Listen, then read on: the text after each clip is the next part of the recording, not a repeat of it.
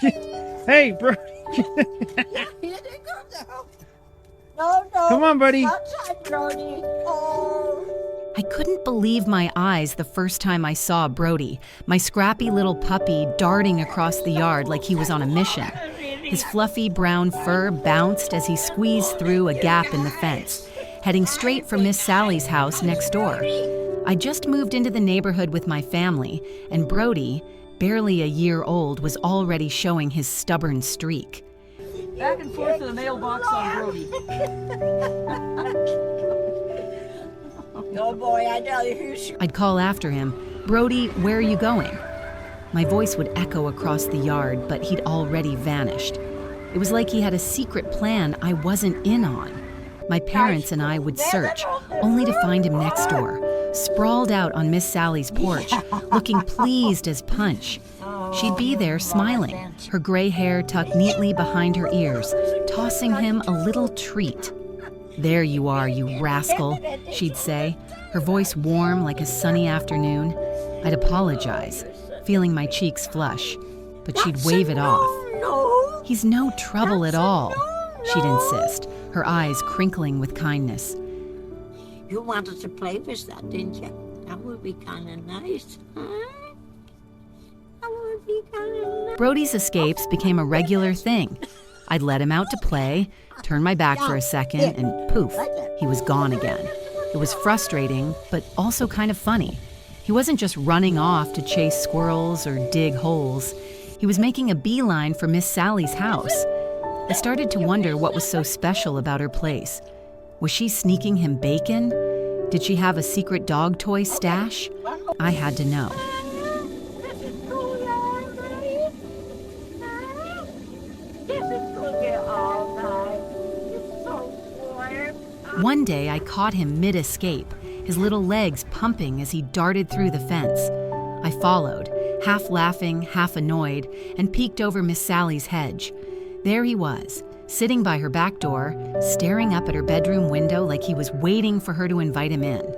I knocked on her door, ready to apologize again, but when she opened it, she looked thrilled. Yesterday, and I "Oh, didn't Brody's come, here," but that she knee- said, clapping her hands. My knees She invited giving me in such for a bad tea, time. and that's when I started to piece things together. Oh, look at Brody. You cleaned it up nice for her. She won't have to watch that now. You know that? Oh, that's nice to be Miss Sally was a widow, living alone in that big old house. Her kids were grown, scattered across the country, and she didn't get many visitors. Her days were quiet, too quiet, she admitted over a steaming cup of chamomile. But Brody, he was her spark. "He's such a good boy," she said, scratching his ears as he leaned into her. "He makes my day." I felt a pang in my chest. Here I was, worried about my dog being a nuisance, but to her, he was a gift.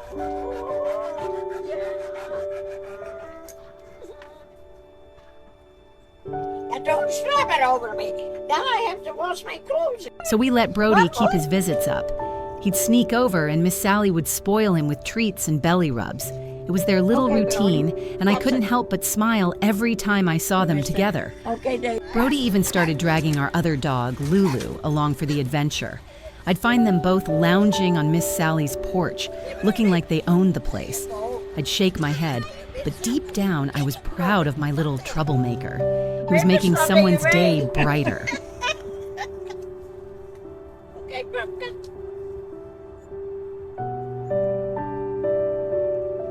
Things went on like that for months, smooth as could be. But then one morning, I let Brody out, and he did his usual dash to Miss Sally's. Except this time, he came back. He sat by our gate, whining, his big brown eyes searching for something or someone. I walked over to check, and Miss Sally's house was quiet. Too quiet. Her car was gone, and the curtains were drawn. My stomach twisted. Something was wrong.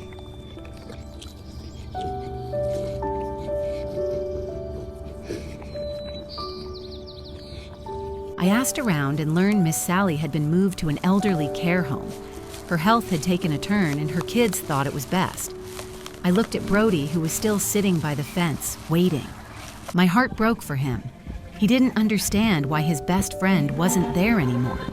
He'd wander over to her empty porch, sniffing around, looking lost. It was like he was trying to solve a puzzle that didn't have an answer.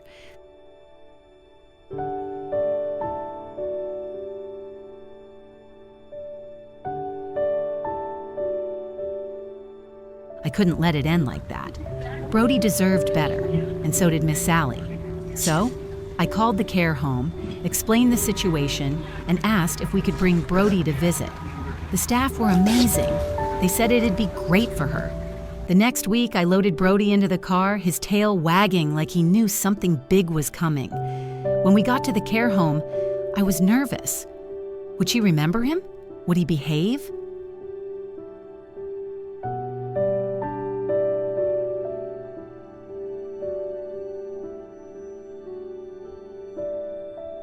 The moment we walked into her room, all my worries melted away. Miss Sally's face lit up like a Christmas tree. "Oh, Brody," she cried, her voice shaky but full of joy. He bounded over, nearly knocking over a tray of Jell-O, and plopped himself right in her lap. She laughed, a big, hearty laugh I hadn't heard before, and scratched his ears just the way he liked. I sat there watching them, feeling like I was witnessing something special. They were two old friends picking up right where they left off. Where's Lulu?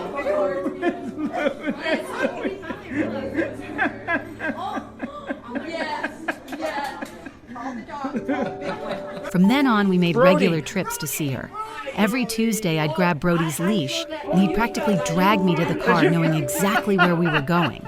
The staff started calling him the therapy dog, and I swear he knew it. He'd prance into the care home like he was on a red carpet, soaking up the attention. But the real magic happened when he was with Miss Sally.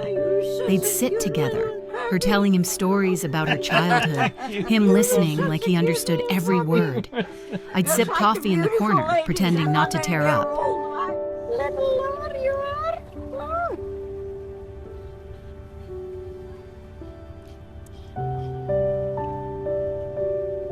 One day, the care home threw a party for Miss Sally's 101st birthday. I couldn't believe she was that old. She had more spunk than most people half her age. We brought Brody, of course, and he wore a little party hat that kept slipping over his eyes. The room was filled with balloons, cake, and a handful of other residents, but all Miss Sally cared about was Brody. "Happy birthday, dear Brody," she sang, her voice wobbly but strong as he licked frosting off her fingers. I clapped along, my chest tight with happiness.